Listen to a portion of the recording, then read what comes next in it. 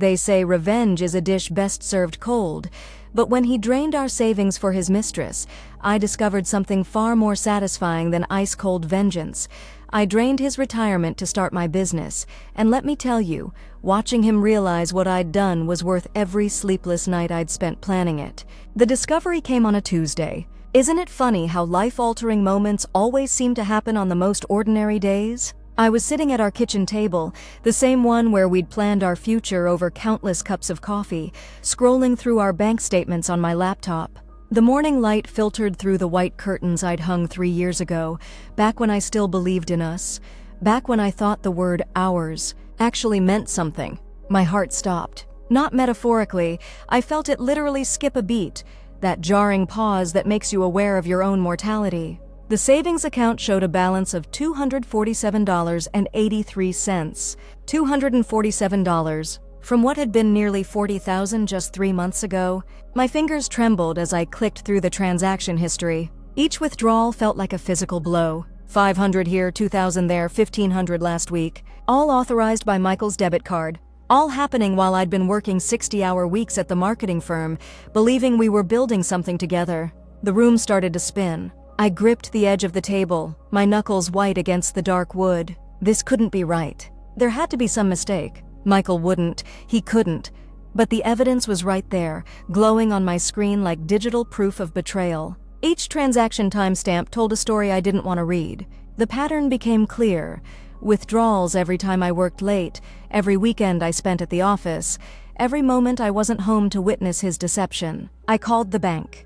My voice shook as I explained the situation to the customer service representative, a woman named Jennifer who sounded like she'd heard this story 1,000 times before. She confirmed what I already knew but couldn't accept. All withdrawals were legitimate, authorized by the primary account holder. The primary account holder. We'd set up the account together, but Michael's name was listed first. Such a small detail, something I'd never thought would matter. Now it felt like the foundation of my entire life crumbling beneath me. I needed to find Michael. I needed to understand. Maybe there was an explanation. Maybe our roof needed emergency repairs, or his mother was sick, or... The garage door rumbled open. Michael was home early from his job at the engineering firm. I heard his footsteps in the hallway, the familiar sound of his keys hitting the ceramic bowl by the front door. The same routine he'd performed for 8 years of marriage, except now it felt like a stranger's footsteps in my house. He appeared in the kitchen doorway, tall and lean, still handsome in that understated way that had first attracted me. His dark hair was slightly disheveled, his work shirt wrinkled. He looked guilty. How had I never noticed that look before? "Hey, babe," he said, and his voice carried a strange brightness, an artificial cheerfulness that made my stomach clench. "You're home early." I was home early. I'd left work at 3 o'clock, suddenly needing to check our finances after a casual conversation with my coworker about retirement planning. If I'd come home at my usual time, would he have been here? Or would he have been somewhere else, spending more of our money on someone else? "Michael," I said, my voice barely above a whisper, "where's our money?" The change in his expression was immediate and telling. His face went pale, then flushed red. He ran a hand through his hair, a nervous habit I'd found endearing for 8 years. Now it looked like guilt personified. "What do you mean?" he asked, but his voice cracked on the words. I turned the laptop toward him, the bank statement still displayed. $40,000, Michael. "Where is it?" He walked toward the table, his movements stiff and uncertain. When he saw the screen, his shoulders sagged. In that moment, I knew. I knew with the devastating clarity that comes just before your world explodes. "I can explain," he said, and those 3 words confirmed everything I'd hoped wasn't true. "Then explain." My voice was steadier now, though my hands still shook. "Explain how you withdrew $40,000 from our joint account without telling me." He sat down across from me, in the chair where he'd eaten breakfast this morning while I packed his lunch. The domesticity of the memory felt obscene now. "It's not what you think," he began, but I could see the lie forming in his eyes. "It's exactly what I think," I said. "Tell me about her." The words hung in the air between us. He opened his mouth, closed it, opened it again. I watched him struggle with the truth, and something cold settled in my chest. Not heartbreak, that would come later. This was something else. Something harder. "Her name is Sarah," he said finally. She works at the coffee shop near my office." "Sarah?" The name felt like a slap. I'd been replaced by someone with a simple, sweet name. Someone who worked at a coffee shop and smiled at my husband while he bought lattes with money from our savings account. "How long?" I asked. 6 months. 6 months. While I'd been working late, planning our future, believing in us, he'd been building a relationship with someone else. Someone who probably didn't know he was married, who probably thought he was single and available and honest. "The money," I said. "What did you spend it on?" He looked down at his hands. She's going through a tough time. Her car broke down, and she couldn't afford to fix it. Then her landlord raised her rent, and she was going to have to move back in with her parents. She's trying to go back to school, but she can't afford—" "Stop." The word came out sharper than I intended. "You spent our life savings on your mistress's expenses. Don't call her that. What would you call her, Michael? What do you call someone who sleeps with a married man and takes his money?" He flinched. "It's not like that. She doesn't know about us. About us, as if our marriage was some dirty secret instead of 8 years of shared life, as if I was the other woman in this equation. She doesn't know you're married?" I was going to tell her. I needed time to figure things out." "Figure what out?" He met my eyes for the first time since sitting down. "Figure out how to leave." The words hit me like a physical blow. I felt my chest tighten, my breathing become shallow. He wanted to leave. He'd been planning to leave. The money wasn't just about helping his mistress, it was about building a life with her. "You were going to leave me," I said, and my voice sounded strange and distant. "I didn't know how to tell you. You're so focused on your career, and we've been growing apart for months. I thought maybe if you just what? Stole our money and ran off with someone else?" "It's not stealing. It's my money too. Our money, our savings, our future." Each word felt like I was explaining basic math to a child. "Everything we've worked for, everything we've built together." I know. I messed up. But maybe this is better. Maybe this is the push we needed to finally admit that we're not happy anymore. We're not happy. Not "I'm not happy" or "you're not happy."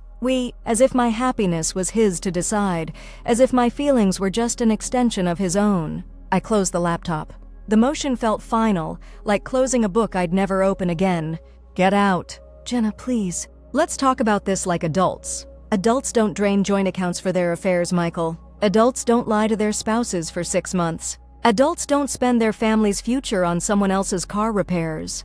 "Where am I supposed to go?" "I don't care. Go to Sarah. I'm sure she'll be thrilled to know about her generous benefactor's living situation." He stood up, his movements sharp and defensive. "Fine, but this isn't over. We need to talk about how we're going to handle everything. The house, the divorce, splitting what's left." Splitting what's left. He'd already spent our savings and now wanted to split what remained. The audacity was breathtaking. "Get out," I repeated. After he left, I sat alone in the kitchen as the sun set behind the white curtains. The house felt different now, like a stage set after the play had ended. Everything looked the same, but meant something entirely different. I called in sick to work the next day, then the next. I spent those 48 hours in a strange state of suspended animation, moving through the motions of daily life while my mind processed the destruction of everything I'd believed about my marriage. The crying came in waves. Sometimes I'd be fine, making coffee or folding laundry, and then I'd remember some small detail, how he'd kiss my forehead every morning, how he'd always put extra blankets on my side of the bed because I got cold at night, and the grief would hit me like a physical force. But between the waves of sorrow, something else was growing, something harder and more focused. It started as a whisper in the back of my mind during those long, sleepless nights. A voice that asked questions I didn't want to answer. Why should he get to walk away from this with minimal consequences? Why should I be the only one whose life was destroyed? Why should Sarah get to benefit from money that was supposed to be our security? By the third day, I'd stopped crying. I'd moved past the initial shock and heartbreak into something clearer and more dangerous. I began to plan. The first step was information. I needed to understand exactly what I was dealing with. I spent hours going through our financial records, mapping out every account, every investment, every asset we'd accumulated during our marriage. What I found made my blood run cold. The joint savings account wasn't the only thing he'd touched. There were credit card charges I hadn't authorized, small but consistent withdrawals from our emergency fund, even a loan against his 401k that I'd never been told about. The total amount was closer to $60,000. $60,000, more than I made in a year, more than we'd saved in the first 5 years of our marriage combined. Gone. Spent on a 26-year-old barista who made my husband feel young and desired and free from the responsibilities of adult life. I made a list. Every account, every password, every piece of financial information I could access. Michael had always been careless with security, trusting me to handle most of our administrative tasks.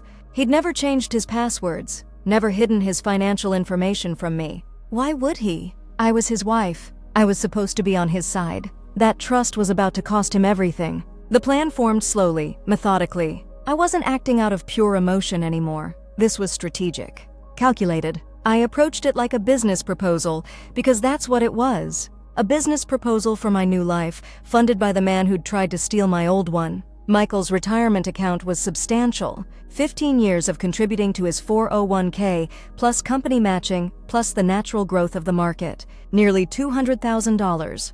Money that was supposed to fund our golden years together, our retirement dreams of traveling and reading and finally having time for each other. Those dreams were gone now, but the money was still there. I researched divorce law in our state. Community property meant that retirement accounts were typically split 50-50 in divorce proceedings. But there were exceptions. Provisions for marital misconduct, for dissipation of assets, for situations where one spouse had financially damaged the other. I also researched business loans, startup funding, the requirements for establishing an LLC, how to set up business banking accounts, how to create a legitimate paper trail for a new company. The idea had been growing in my mind for months before Michael's betrayal. I'd been increasingly frustrated with my job at the marketing firm, tired of making other people's businesses successful while my own ideas gathered dust. I'd always wanted to start my own consulting company, to work with smaller businesses who needed personalized attention, but couldn't afford big agency fees. Now I had the motivation, and soon I'd have the funding. I called a lawyer. Patricia Chen specialized in divorce cases involving financial infidelity. Her office was in downtown, in one of those glass towers that made you feel important just by walking through the lobby. She was sharp, professional, and had eyes that missed nothing. Your husband withdrew $60,000 from joint accounts without your knowledge or consent, she said, reviewing the documentation I'd provided. And he used this money to support an extramarital affair. Yes. And you want to file for divorce? Yes. But I also want to make sure I'm protected financially. He's already shown that he can't be trusted with our assets.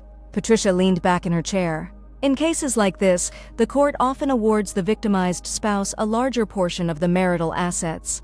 The retirement account could be split unevenly in your favor, depending on how we present the case. How unevenly? Potentially 60-40, maybe even 70-30 if we can prove that his actions were particularly egregious and that you suffered significant financial harm. I nodded, but privately I was thinking of something else. Something Patricia couldn't advise me on, something that would have to happen before we ever got to court. What's the timeline for this kind of case? I asked. Typically 6 to 12 months, depending on how cooperative your husband is willing to be. 6 to 12 months. By then, Michael would have time to hide assets, to move money around, to protect himself. By then, Sarah would be driving a newer car and living in a nicer apartment, all funded by my sacrifice. I needed to act faster than the legal system would allow. That night, I sat at the kitchen table with a yellow legal pad, writing down everything I knew about Michael's financial habits. He checked his retirement account maybe twice a year. He trusted the investment company to handle everything automatically. He'd never changed his login information since setting up the account, and he'd given me access years ago so I could help him adjust his contribution amounts. He was still staying at his brother's house, presumably working up the courage to tell Sarah about his complicated living situation. He'd texted a few times asking if we could talk, but I'd ignored the messages. I needed him to think I was falling apart, that I was too emotional to be strategic. Men like Michael always underestimated women's capacity for cold calculation. They assumed that because we loved deeply, we couldn't think clearly, that because we felt betrayed, we'd be too hurt to be dangerous. They were about to learn how wrong they were. I spent the weekend setting up my business, Jenna Chen Marketing Solutions, LLC. I chose the name carefully, professional enough to sound legitimate, personal enough to reflect my ownership. I registered the company online, set up a business bank account, created a simple website. Everything looked official and above board. Because it was official and above board, this wasn't about fraud or theft. This was about taking control of my own life with resources that were legally mine. The retirement account required more careful handling. I couldn't just transfer the money directly. That would leave an obvious trail and trigger immediate alerts. But I could change the account settings, adjust the investment allocations, set up automatic transfers to accounts that Michael wouldn't monitor. I started small. A $5,000 transfer to a new investment account in my name, labeled as a spousal IRA contribution. Perfectly legal, completely legitimate. Michael wouldn't even notice unless he looked at the detailed statements, which he never did. The money cleared within 2 business days. $5,000 in my personal account, earning interest for my future instead of funding someone else's present. I felt a strange sense of calm as I watched the transfer complete. This wasn't revenge in the traditional sense, it was justice. It was taking back what had been stolen from me and using it to build something better. Over the next 2 weeks, I made 6 more transfers. Each one was small enough to avoid triggering automatic alerts. Each one was properly documented and categorized. By the end of the month, I'd moved $35,000 from Michael's retirement account into investments and accounts that would fund my new business. It was almost too easy.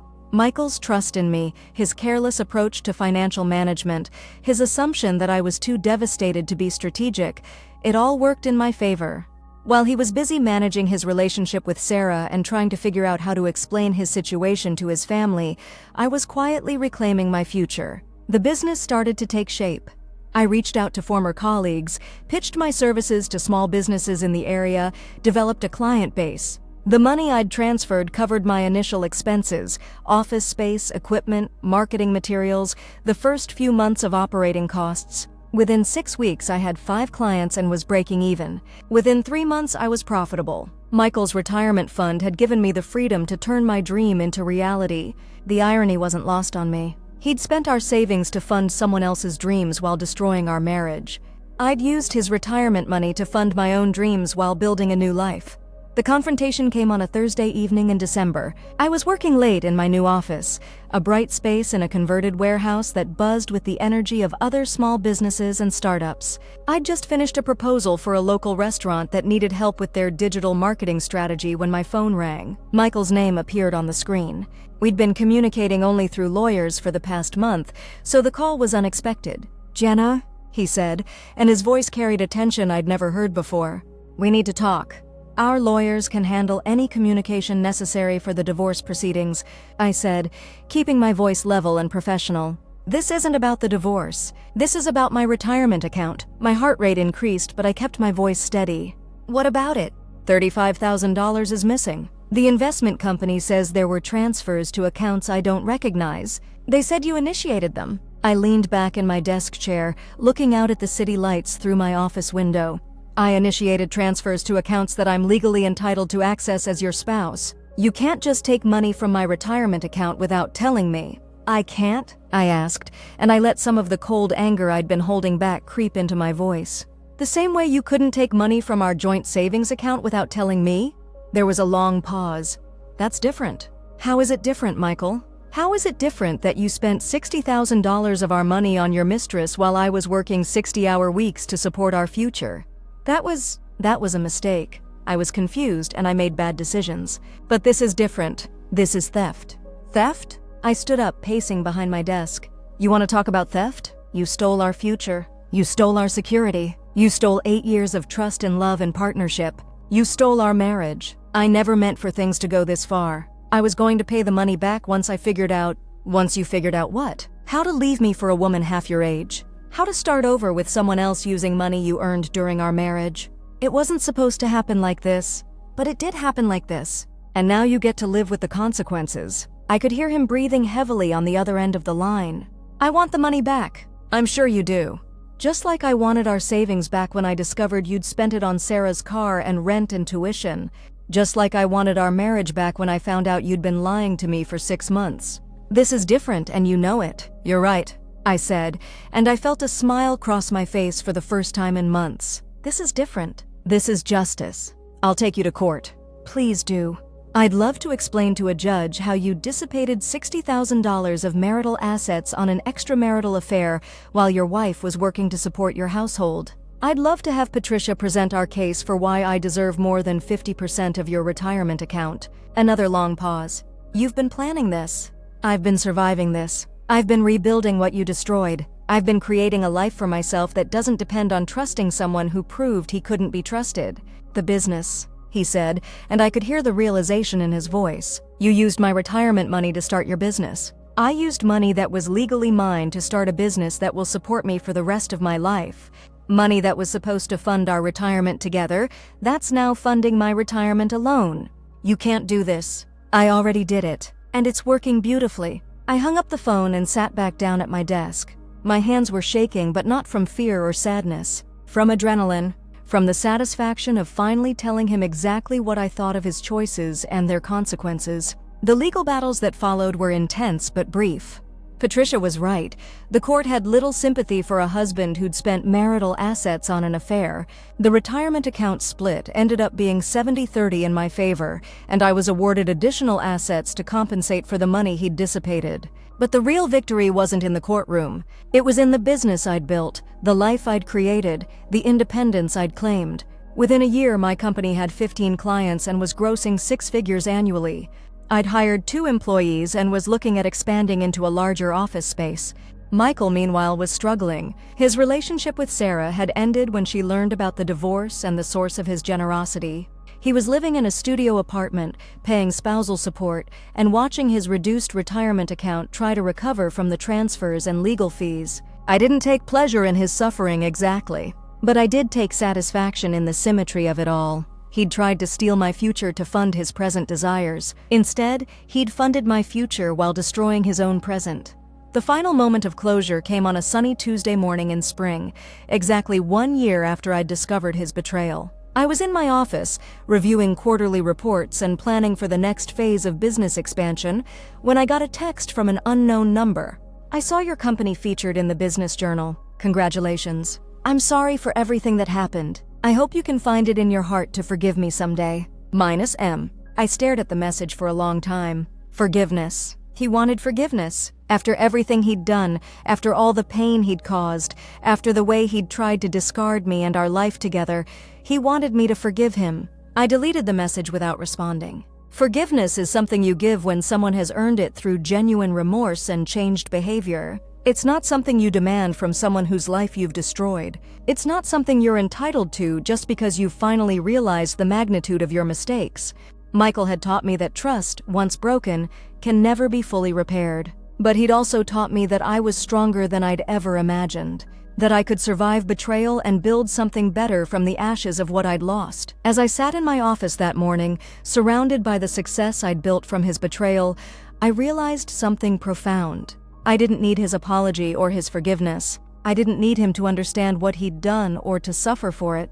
I had everything I needed: independence, security, and the knowledge that I'd turned his attempt to destroy me into the foundation of my own success. He'd drained our savings for his mistress, thinking he was taking control of his life and his future. Instead, he'd given me the motivation and the means to take control of mine. He'd funded the destruction of our marriage and the creation of my new life. In the end, that was the sweetest revenge of all. Not making him suffer, but making myself stronger. Not destroying his future, but building my own. Not holding on to anger, but letting go of everything that had held me back. I closed my laptop and walked to the window, looking out at the city where I'd built a life he'd never be part of.